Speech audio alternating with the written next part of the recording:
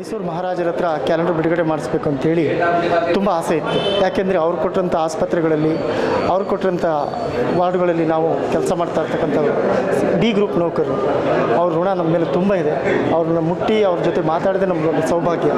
ಅಂಥದ್ರಲ್ಲಿ ಅವ್ರ ಕೈಲಿ ನಾವು ಕ್ಯಾಲೆಂಡರ್ ಬಿಡುಗಡೆ ಮಾಡಿಸ್ತೀವಿ ಅಂದರೆ ಅದಕ್ಕಿಂತ ಸೌಭಾಗ್ಯ ಇನ್ನೊಂದಿಲ್ಲ.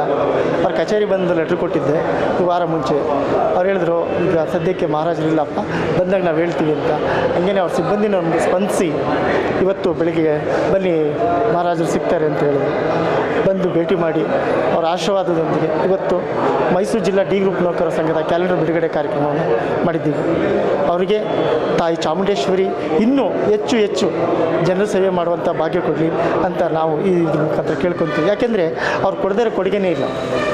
ಅನ್ನ ಕೊಟ್ಟಿದ್ದಾರೆ, ನೀರು ಕೊಟ್ಟಿದ್ದಾರೆ, ಭೂಮಿ ಕೊಟ್ಟಿದ್ದಾರೆ, ಆಸ್ಪತ್ರೆ ಕೊಟ್ಟಿದ್ದಾರೆ, ಹೇಳಲಿಕ್ಕೆ ಆಗಲ್ಲ.